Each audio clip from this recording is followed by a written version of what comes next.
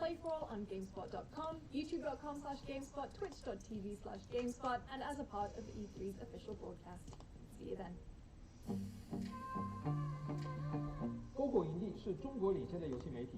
Hey everyone, this is Paul Gale from PaulGaleNetwork.com, and thank you for joining me. It is the third day of E3 2021, June 14th, 2021. Here we go. We're about to check out the Intellivision Amico event. It will start any moment now, and I'm looking forward to it. In case you're not aware, the Intellivision is one of the older brands in video gaming. It has existed for a number of years, back in the 70s, but hasn't been around in the modern era until now. One of my good friends that I met at E3 2001, Tommy Tallarico, is now in charge of Intellivision, and he is bringing the Amico to store shelves this fall. We're going to get a good look right here at what the system is like, the games that you could expect on it, perhaps some new surprises. You might know the name Tommy Tallarico. He used to be on Electric Playground, Judgment Day, along with Victor Lucas, covering video game news, kind of pioneering the whole video game entertainment being brought to you in video news form. So pretty cool. To bring gaming to your sofa. Ladies and gentlemen, here is Intellivision. And in addition to that, Tommy has had a lot of great success with Video Games Live, providing video game music orchestra around the world for many years now. So this is his next chapter. Tommy Tallarico, and what an honor it is for Intellivision to be a part of this year's E3. I want to personally thank the ESA for having us be involved. And we have seen some incredible stuff. What a great time to be a gamer. I've been in the video game industry for over 32 years and have been a part of the creative teams that have made some of the greatest video games of all time, including things like Disney's Aladdin, Earthworm Jim, Tony Hawk Pro Skater, Metroid Prime, Guitar Hero. I'm even the guy who did the oof sound for Roblox. Don't hate me. In fact, I own the Guinness World Record for the person who's worked on the most video games in their lifetime. My mother's very proud. But I'm here today to talk about Intellivision and our brand new video game console, Amico. Now, Amico is the Italian word for friend. And that's basically what we've designed our entire system and games around. That friendship, that multiplayer, that couch co-op experience. See, when I was growing up, we didn't have the internet to play video games, so if you wanted to play with somebody else, you went over their house or they came over to your house. It was everybody in a room. In fact, I bet if you're a hardcore gamer, you're probably like me, and I bet your fondest memories of playing games were when you were playing with other people in the same room together. That's what we're all about. Now look, I'm going to be honest, for a lot of you out there watching this, I'm not going to impress you with our teraflops and gigawatts and screaming processor and incredible lifelike graphics. That's not what we're about. What we are is a really simple, fun party machine that you can bring out when maybe some of your non-gaming friends come over. Maybe you have a husband or a wife who isn't into gaming as much as you are. Maybe grandma comes over and you want to play a simple motion control game or a card game or a board game, dice, whatever it is. See, all of our games are built around fun and simplicity. That's the most important thing for us, and gathering people in a room together to do it. Here at Intellivision, we've assembled an incredible, passionate team of game makers who have over 600 years experience making some of your favorite games. Everything we do, we focus on bringing people together and having simple fun. In fact, we've designed our hardware entirely around those two things. So for example, our controller is really unique. It has a color capacitive touchscreen on it. It really comes in handy when you're playing others that might not be as good as you in gaming, so it's a great way to give them little hints. For example, here in Shark, whoever's in last place, it will vibrate, because we have haptic as well, and then it shows the color of the clam that's going to release the next big bonus pearl. So only that player will get that information. And also, having a screen on every single controller gives you a lot of really cool and unique abilities to do game and game designs. For example, everybody has their cards and they can hide it in a game like Spades. And here you'll see it on Farkle, another one of our 6-pack-in games that you get free on every console. You can shake it and you'll feel the vibration. We have haptic feedback. And watch, you pour it out, boom, and the dice pour right out onto the screen. Motion controls are also really important, especially for casual gamers. So a lot of our sports and recreation, for example, will use that kind of motion control. You'll see here with cornhole, you're throwing the bag into the hole. By the way, this is another game that comes free on every console. Now our main disc is really unique as well. Most directional pads have 8 positions, up, down, left, right, and the diagonals. It has 64 directions and touch sensitivity as well, so the harder I press down, it'll affect gameplay. Here's a feature I think a lot of gamers are gonna love. I can take my controller, I can go over your house, dock it in your system, and because it recognizes that it's my controller, we can now play all of my games that I own on your system at your house. As long as my controller is there, my games are there as well. Another cool feature that we incorporated is wireless contact charging. So once you're done with your controller and your game's over, you just dock it right back into the base and it charges for you. Another unique feature of Amico is that we have interactive LED lighting all throughout the console itself, the base, and all of the controllers. We also have RFID built throughout the entire console, which means you can get a gift card, for example, tap it on the system, and it shows up immediately. You know what's really cool about having the focus be people playing together? I'll give you an example. Astro Smash is a 4-player game. At any point during the game, somebody can pick up a controller and just hit the ship they want and go right into the game at any point. Now, for all you collectors out there, you'll be happy to know that not only can you download games digitally, but we also have physical media as well, and we'll be releasing more information about that later this year. Now, here's something I think a lot of gamers are going to appreciate. We don't allow any loot boxes, in-game purchases, in-app advertising, or paid downloadable content, but what we do have is an online leaderboard system for most of our games, where you can go in there and check your scores against your state, your country, the world, or the month, the year, and of all time. And those scores tie into our achievements as well. So if you have the high score at the end of the month of your country, we're going to email you a certificate that you can go print out and hang on your wall. Now, as we all know, the most important part of any video game system are the games themselves. They all have to be super fun to play. And that's where we really, really shine. In fact, all of our games on our system are highly curated. All of them contain a single and multiplayer or couch co-op mode. And all the games on our system are exclusive or contain exclusive content.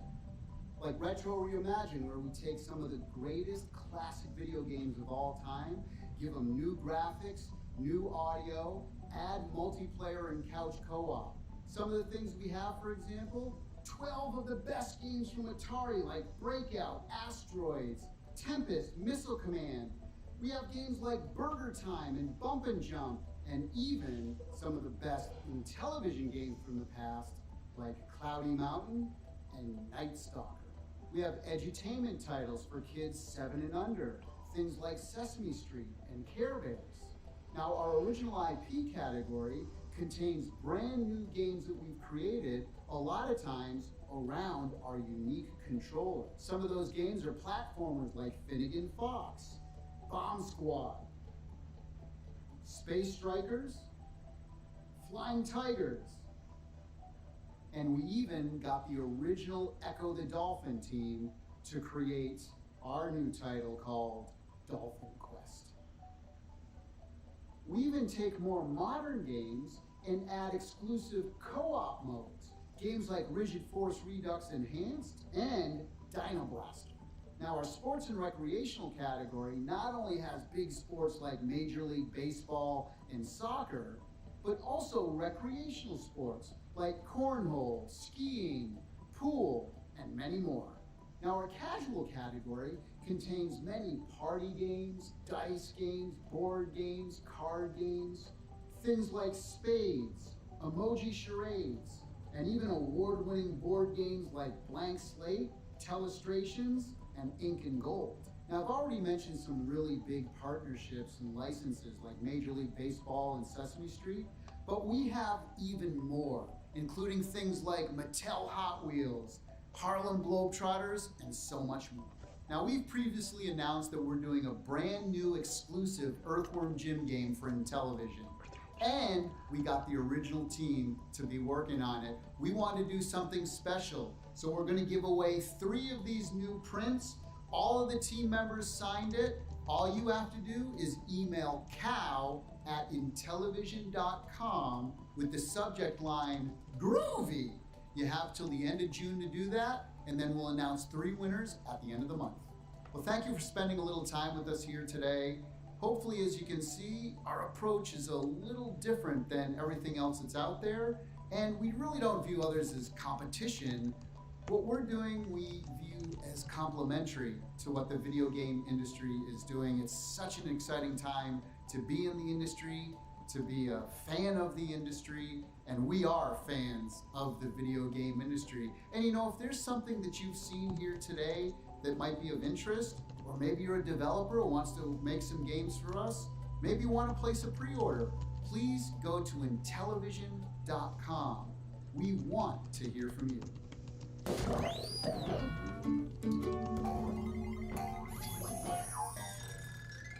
Amico. All right, that was a little bit on the quiet side from me because Tommy was talking throughout most of it, and I didn't want to He started the presentation with lose too much of that. what you've seen before at E3, right? We're doing. But let me see where they're going, and then I could provide some extra comments. Yeah, so you know, I've been saying this a lot. I've always been a fan of the offbeat, the different. I always seek that experience out, no matter what game I play. And I would say that this definitely checked those boxes for me. You know, I owned an old Intellivision, a ColecoVision. You know, I had those as a kid. My uncle would bring them in, and we would play games together. It was always a fun time. It was a Smurfs game that I could never finish. It was like the bane of my existence.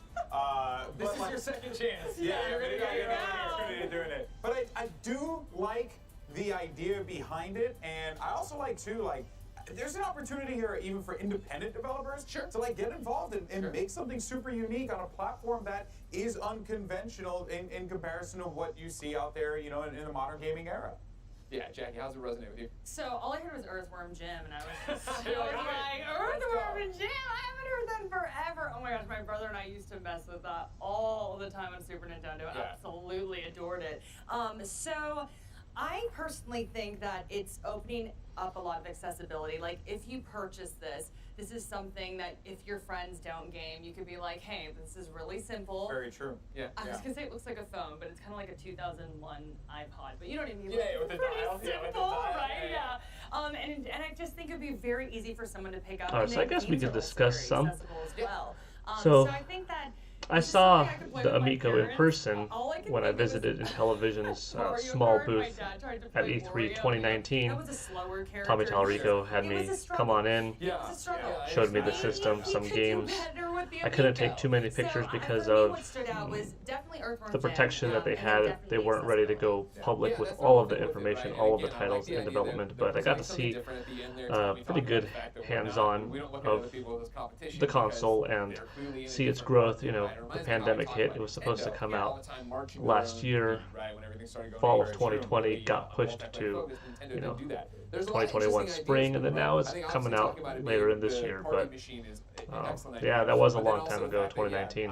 I really, it resonated with me, the controller that is Oh. connected to your game. So that if It's you pretty do cool it though. It the way you definitely did, is you walked over a with different your system. controller, Like Tommy said that at the was beginning of really cool. his All the games you presentation, own, you'd be able to play on there. The you know, dice this are isn't really supposed to cute. compete Like- necessarily Yeah, we had- with well, I mean, they were Nintendo definitely on Switch, purpose giving Xbox us Series very X, many PlayStation callbacks to 5, Wii. Yeah, your Yeah. you know, NVIDIA 3090 card, powerhouse graphics PC, but it definitely has the potential to serve a different market in the gaming crowd.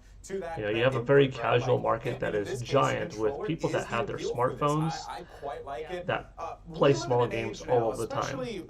You have a lot of families that are at home curious about gaming consoles but don't necessarily know where to start. Chances are, if you're watching content creators on YouTube, if you're checking me out right now and watching E3, you're probably a hardcore gamer, you know. You're reading the video game news on the daily, you have one or two designated consoles, you've been gaming for a while, but there's a big audience that kind of wants to get into it. There are a lot of new families or lapsed gamers that are popping up every day, you know, moms and dads that have, you know, new kids being born, right? Small family. They themselves aren't hardcore gamers, but kind of want to have a gaming machine in the house for fun, for grandparents to come over, play with their kids, introduce them. Maybe they don't have a ton of nostalgia for the heavy hitters like Mario or Zelda, Donkey Kong from their youth. So it's like, well, what is out there? What's new? What's different? What's easily accessible? Something that's not intimidating to hop into. It is absolutely no wonder I think I will E3 mute continued this. to live on after its very first show. The show was massive. Okay. Since the Intellivision portion is gone. So I think that the Amico does stand a chance to have a good place in the video game industry. It'll be interesting to see how it's received by the general public, because one of the pitches is that all games on it are rated E for everyone, and that was one of the goals, is that if you buy this console, there is no fear that your kids will be playing anything inappropriate, you know. And Tommy has said in the past, you know, to me privately and other places, I think on a public sense, that, you know, even Nintendo, which typically has a more family-friendly image, has plenty of M-rated content on it. You know, you could buy Mortal Kombat 11 on Nintendo Switch. So regardless of the system that exists these days on the market, M-rated content, T-rated content is everywhere. Amico, it's only going to be E-rated software. Let me look at the comments in the section, because I see that some are popping up. Surprised of the Amico logo remaining the same? Well, I do know that there is some important symbolism behind the logo, behind the original intended release date, something special as a bond between Tommy and his sister, and honoring her birth date, regarding the release date in particular. Only has 2 gigs of RAM. I think the PS4 had 8 back in 2012. Yes, PS4 did have 8. It was split between the CPU and the GPU side of things, so the system was maybe, you know, delivering graphics on like 4.5 of those 8 gigs of RAM. Xbox One a little bit less, because some of that system was partitioned off for the Connect 2.0, which was mandatory at the time. But yeah, 2 gigs of RAM. You're not going to get anything like of a powerhouse in terms of visuals, but of the simple nature of graphics that are going to be present, you know, no big open world adventure titles like The Legend of Zelda Breath of the Wild, or, you know, a first-person shooter like the latest Call of Duty. For the games that are side-scrolling in nature, top-down perspective, even some 3D titles going, you know, into the distance, those 2 gigs of RAM should be just fine. $10 per title digitally, $20 physically, could be a fair price. They're definitely doing something different. They're kind of making their own social network, if you will, of what the Intellivision Amico is. Kind of like a special group, you know. Pick your Facebook and then pretend you have a Facebook group that you're really a part of, and it's just you and this community that you're really keen with, and you only talk about this kind of niche statue collection hobby, or old school 1980s toys from the following cartoons, you know, something small, something in particular. But you grow fondness of that community because it's not that giant, it's not big. I kind of compare it to, you know, I'm going off on a little bit different of a tangent, but Godzilla vs. Kong, that meant a lot to me when that movie came out, because I'm a lifelong Godzilla King Kong fan. So seeing that movie when there weren't a whole lot of movies back in the day, not a whole lot of my friends were really big into King Kong and Godzilla, for this movie to come out and do so well, it meant a little bit more to me because my old passion was blown up. Unlike Marvel or DC, I was always a Marvel fan, DC fan, but everyone also was. So the success of the Marvel movies, like you sharing your passion with the world instead of a smaller group. You know what I mean? So with Amico, I think, like the way they have their focus on the family game aspect, their leaderboards, the achievements that come with the leaderboards, you know, having a certificate that's sent to you, something that you can print out, put up on the wall. They're kind of building their own special market, I think. I hope they succeed. The family concept and the games look fun to you. Yeah, you know, the original Intellivision came out in 1979, and I think the last designated Intellivision system came out in 84, with the last games being made for any Intellivision system, any kind of manufacturing, ending in 1990. So it had like an 11-year span, of which, you know, really the first 4 or 5 years was the prominent part of it. But it's coming back now. I'm rooting for Tommy because personally, like I said, I met him in 2001, him along with Julie Stouffer and Victor Lucas from Electric Playground, and we've been friends now for 20 years. You know, obviously, like he said, he has the Guinness World Record for the person who has worked in the most amount of video games. Really cool person, good guy. So from that perspective, I hope him in this business and the Amico itself does well. And it looks like there will be a crowd. No pixel art games is sad. It could happen. No date. Another delay incoming. Hopefully not. If I'm not mistaken, October 20th is still the intended date. Let me see if I could look at my last interaction with Tommy. October 10th, 2021, 10/10. So that was the original date intended in 2020. It was October 10th. And if I'm not mistaken, that was his sister's birthday. And, you know, she sadly passed some time ago. So it was kind of an honoring thing for her. And then it got postponed, like I said, to earlier this year. But then now once again postponed to this upcoming October. So I'm glad that it will still have that significance. Yeah. So hopefully that is still there.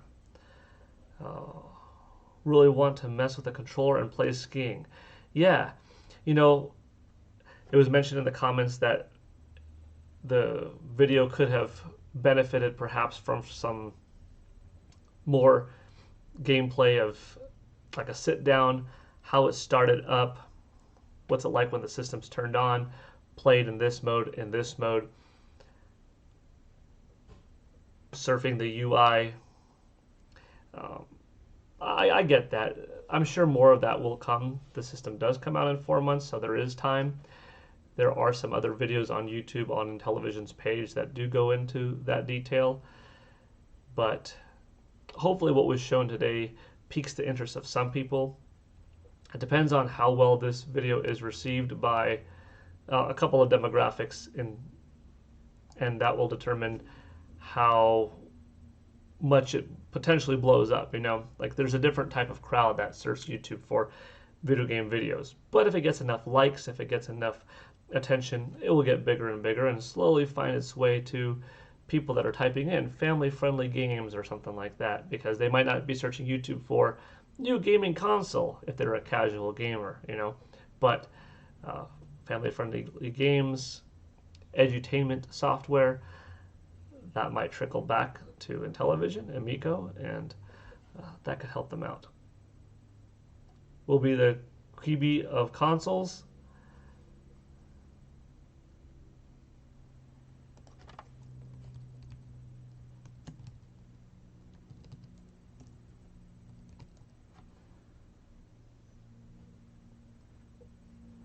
Well,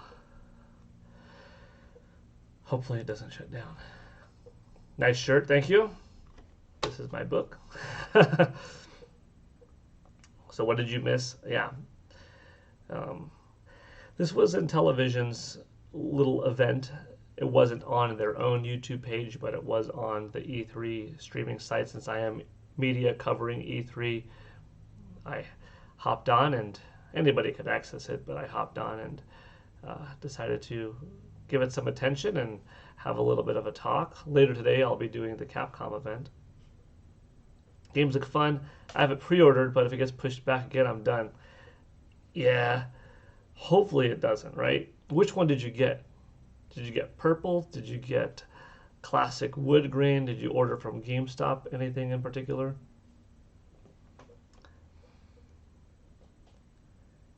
You know, Tommy with a lot of friends in the video game industry. Wood grain, nice. That's cool. That's cool.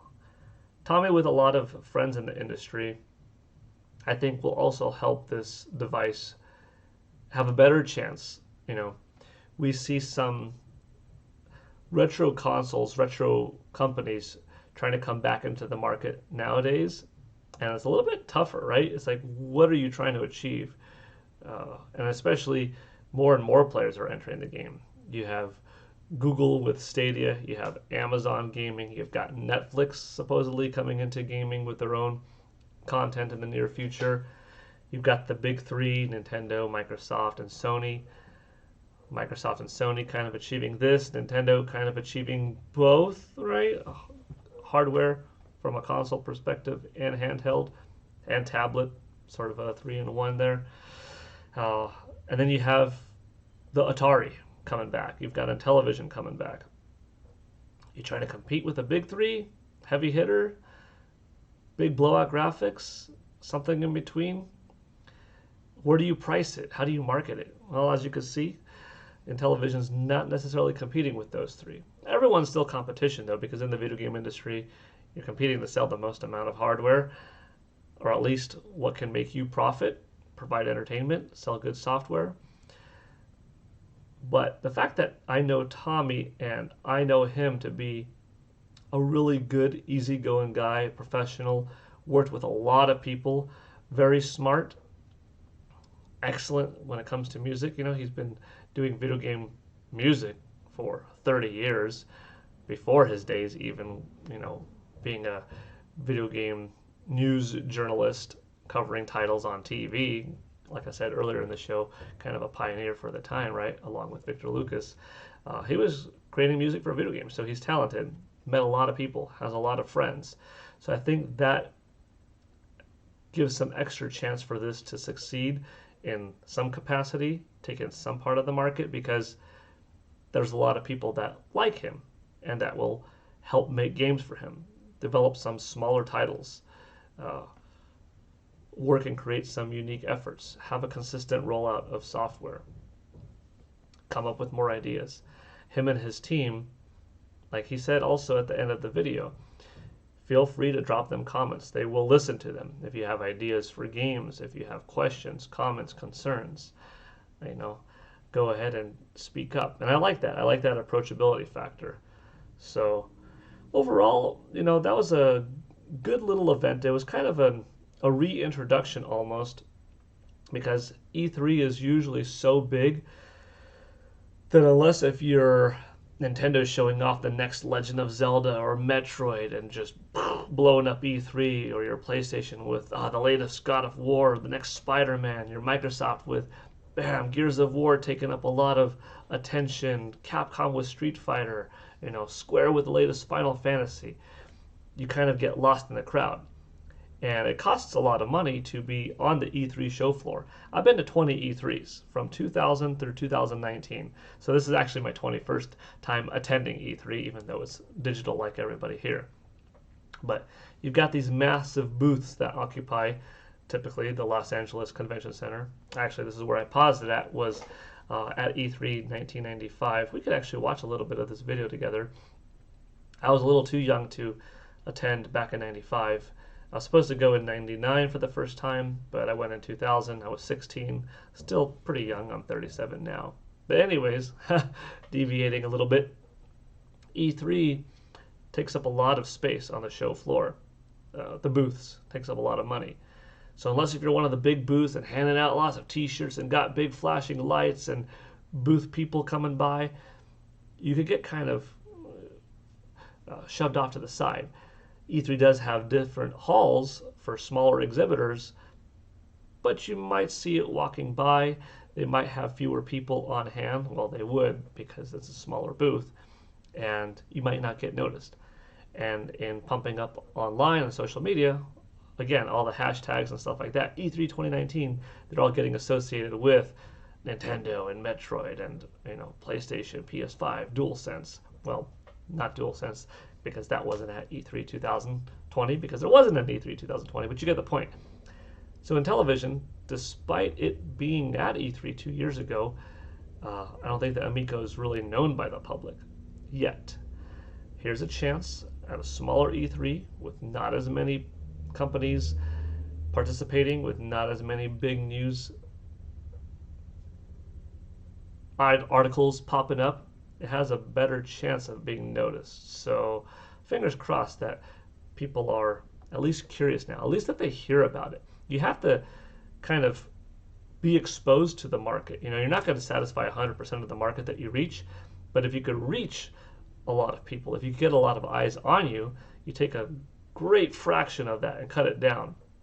Then you take a fraction of that who's interested. At least there you have an audience. There you have a chance of success. Let me read some more. Metro Prime 4, Breath of the Wild 2 is for sure going to be shown, right?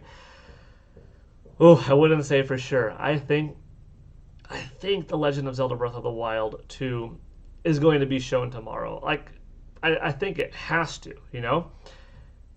Check this out. March 2017, Breath of the Wild came out. 2 years and 3 months later was the E3 2019 reveal of Breath of the Wild 2.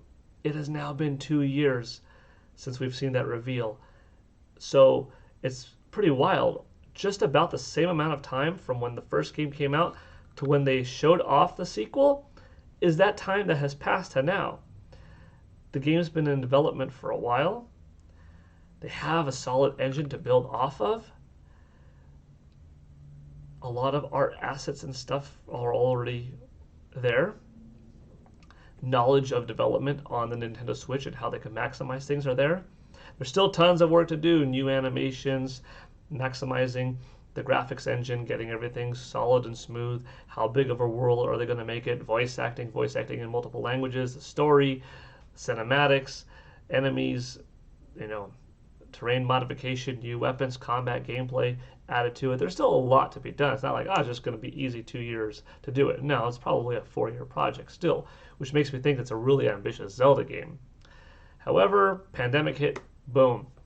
For a game like this with such a giant staff to all be split apart, it's almost worse. It almost gets hit harder than a smaller game being developed during the pandemic, because at least, there were fewer people in the first place.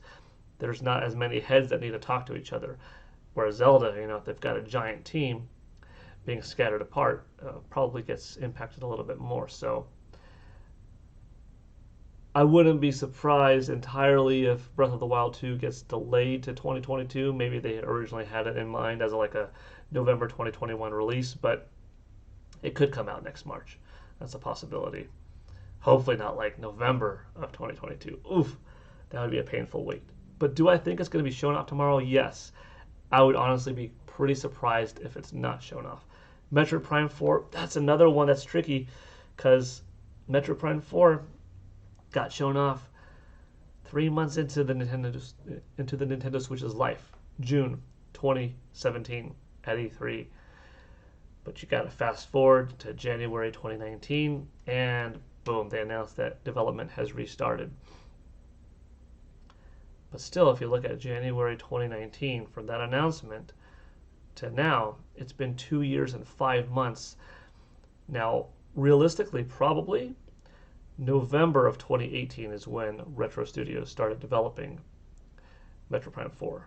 So I would give them about, I would say 2 years and 8 months has been the amount of time that Retro Studios has officially been developing the game. At this point, I truly feel like they have done enough that they could show off a trailer. At the very least, the equivalent trailer of what Breath of the Wild 2 had at E3 2 years ago, assuming that both had a couple of years of development time respectively. So I think a story trailer is very possible, very likely, maybe even gameplay, like a gameplay trailer with a story, you know, at best.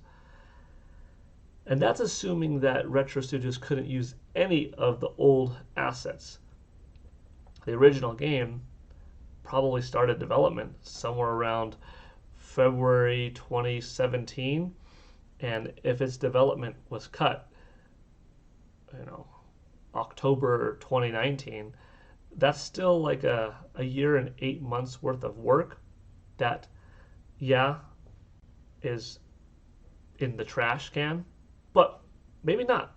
Was some of it salvageable? Whoever the developer was, Bandai Namco, presumably, rumors suggest, is any of what they did able to be used by Retro Studios? Any of the art, any of the lines of dialogue, any sound, any boss designs or level terrain or ideas for weapons, enemies, was everything scratched? If some of it was salvageable, then Retro Studios isn't necessarily developing the 100% game from ground zero. Maybe they had something that could use a little bit of to help with, you know, time management and delivering the game. Then again, it was also hit with pandemic, so there is that. So I think Retro Studios Metro Prime 4 has greater than a 50% chance of being shown tomorrow, but a pandemic throws a wrench into pretty much all of these games' chances. Sorry if I spent too much time on that. It has a chance to do well, but the $250 price point makes it tougher sell. 150, 180 range would have been better for families to dip their toes into gaming. 250 is what's holding you on the fence too. See, 250 was the Wii price point, and I think that's given a little bit of hope for Intellivision to say, hey, we can make it at 250 too. Price adjusted with inflation. The 250 of today is actually more affordable than the 250 of 2006, right? Wii was very different. It hit the casual market really hard. Did fairly well with the hardcore gaming community too, but hit the casual market really hard. Offered something unique. Was a spark in the industry. But it was also a spark in the industry from a really well-known name, which is Nintendo. Intellivision doesn't have that same name, doesn't have that same clout, despite being, you know, one of the older companies in gaming. But if it's a good device, if it's cool, I think they're looking at 250 saying, we can make it happen. It's coming with 2 controllers, also a plus. It's got the lights on the system, something different, something to catch your eye, literally, different colors. There might be an older crowd out there, grandparents perhaps, or older parents of children that like, I remember Intellivision, I have some fond memories. They're bringing back some old Intellivision games. They're bringing back some Atari titles, which is kind of cool to see, both on the system. You know, I was born in 1983, so I did not have an Atari or an Intellivision growing up, but I ended up finding ways to play them, you know, eventually. So I don't have a ton of nostalgia for these titles, but it's still pretty cool to see. Some people will be interested in hopping into gaming for the first time with this, or maybe as just something else to have. You know, you already have Xbox, PlayStation, Nintendo, and you're like, what else is there? Let me have a blast of the past done in a modern way. That $250 price point, you know, is a little high as a secondary or tertiary machine, right? Do you really need to spend another $250? Maybe, maybe not. If this is your only device and it's $250 to get into the gaming industry and have fun, is $250 that bad? I don't know. We're gonna see. Definitely, you know, the more affordable, the better. 150, 180. I think 200 is a really attractive point, but I think there's a fair amount of technology in the controllers, with there being a screen, and that adds to the cost. You know, Wii U could have been a lot more affordable of a system, but it had a big screen on the gamepad, and of course it had its own unique technology of, you know, working in tandem with the TV, but Wii U unfortunately did not succeed. But I'm hoping the Amico does. I know we kind of started off Amico, but we didn't get to talk too much during the event itself because I didn't want to interrupt Tommy, talk over him. Then we listened to the other couple people talk, and then now we've been paused for a while. But it's been a good discussion. Sort of switched gears into comments talking about what else is there to expect out of E3, whether it's tomorrow, Nintendo, how I think Amico will fare. But let's see. Yeah, that was the Amico presentation. What they showed off right now, that was it. So it wasn't long. It was like a 10-minute deal. This has been going on for 30 minutes, which tells me that I've been talking quite a while about things going beyond Amico. But anyways, I will be back later today for more. I will be going over to the Capcom conference, so that should be exciting. And thank you all for watching. See you later. Have a good one. Let me know in the comments below, well, after these comments, what you think. And if you're not joining us live and you're watching later on, hopefully this still provided some type of entertainment and use for you. Thanks again. PGN signing out. Have a good one. Bye.